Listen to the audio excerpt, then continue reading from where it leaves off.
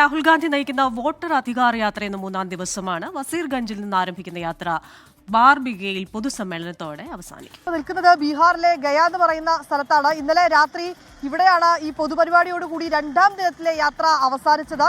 ഇന്ന് മൂന്നാം ദിനത്തിൽ യാത്ര ആരംഭിക്കുന്നത് വസീർഗഞ്ചിൽ നിന്നാണ്. പുനാമയിലെ വസീർഗഞ്ചിൽ നിന്ന് രാവിലെ 8 മണിയോടുകൂടിയാണ് യാത്ര ആരംഭിക്കുക. അതിനുശേഷം നവാഡ, ഒപ്പം തന്നെ നളന്ദ ഉൾപ്പെടെയുള്ള മേഖലകളിലൂടെ രാഹുൽ ഗാന്ധി നേതൃത്വം നൽകുന്ന വോട്ടർ അധികാർ യാത്ര കടന്നുപോകും. ഒപ്പം ബാർബിഗയിൽ വൈകിട്ട് 7 മണിയോടുകൂടി പൊതുസമ്മേളനത്തോടു കൂടിയായിരിക്കും ഇന്നത്തെ യാത്രയും അവസാനിക്കുക. തുടർച്ചയായുണ്ടായ 3 ദിനം അങ്ങനെയാണ് ഈ ഒരു ഷെഡ്യൂൾ ഏർപ്പെടുത്തിയിരിക്കുന്നത്. ഇന്ന് ആ മൂന്നാമത്തെ ദിനമാണ്. നാളെ ഇനി ഒരു ദിവസം യാത്രയ്ക്ക് ഒരു റെസ്റ്റ് എന്ന നിലയിലേക്ക് ഒരു ദിവസത്തേക്ക് ഒരു ബ്രേക്ക് എടുത്തിട്ടുണ്ട്. അതിനുശേഷം വീണ്ടും മറ്റന്നാൾ മുതൽ യാത്ര പുനരാരംഭിക്കും. ഇങ്ങനെയാണ് അതിനൊരു ക്രമീകരണം. ഒരു 16 ദിവസം എന്ന രീതിയിൽ ആദ്യം തന്നെ അതിനൊരു ചാർട്ട് തയ്യാറാക്കിയിട്ടുണ്ടായിരുന്നു. 16 ദിവസം ഇത്തരത്തിലേക്ക് നീണ്ടു നിൽക്കുന്ന യാത്രയിൽ ബീഹാറിലെ 24 ജില്ലകളിലൂടെ ഏതാണ്ട് 60 നിയമസഭാ മണ്ഡലങ്ങളിലൂടെയായിരിക്കും യാത്ര കടന്നു പോകുന്നത്. ഇതിനോടകം തന്നെ 5ലധികം നിയമസഭാ മണ്ഡലങ്ങളിലൂടെ യാത്ര കടന്നു പോയിരുന്നു. എല്ലാ മേഖലയിലും നമുക്ക് കാണാൻ കഴിയുന്നത് ഹാഷ്മി സൂചിപ്പിച്ചതുപോലുള്ള ആ വലിയൊരു ജനപിന്തുണ തന്നെയാണ്. ബീഹാറിനെ സംബന്ധിച്ചിടത്തോളം ബീഹാറിൽ സാധാരണക്കാരായിട്ടുള്ള ജനങ്ങളാണ്, ഗ്രാമീണവാസികളാണ്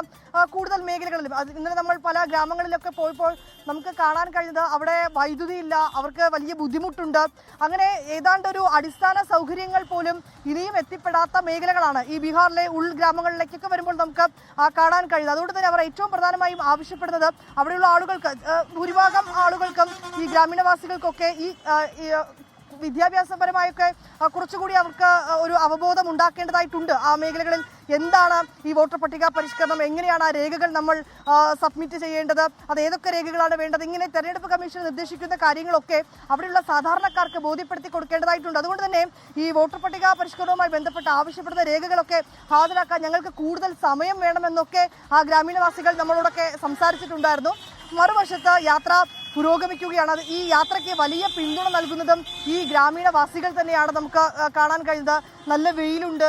ഇന്നലെയൊക്കെ ചില ഭാഗങ്ങളിലൊക്കെ ഒരു മഴ സാധ്യതയൊക്കെ ഉണ്ടായിരുന്നു. പക്ഷേ എങ്കിൽ പോലും അതൊക്കെ മാറ്റി നിർത്തിക്കൊണ്ട് രാഹുൽ ഗാന്ധിയും തേജസ്വി യാദവും കൂടി നയിക്കുന്ന ആ യാത്രയ്ക്ക് റോഡിന്റെ ഇരുവശത്തുമായി ആളുകൾ അണിനിരുന്ന അദ്ദേഹത്തിന് പൂക്കൾ നൽകുന്നുണ്ട്, അംബേദ്കറുടെ ചിത്രങ്ങൾ നൽകുന്നുണ്ട്, തേജസ്വി യാദവിന് ജയ് വിളിക്കുന്നുണ്ട്, മുദ്രാവാക്യം വിളിക്കുന്നുണ്ട്, കൊടികൾ ഉയർത്തി കാണിക്കുന്നുണ്ട്. ഇങ്ങനെ സാധാരണക്കാർ ആ യാത്രയെ ബീഹാറിൽ ഏറ്റെടുത്ത് കഴിഞ്ഞു എന്ന് തന്നെയാണ് നമുക്ക് മനസ്സിലാക്കാൻ കഴിയുന്നത്.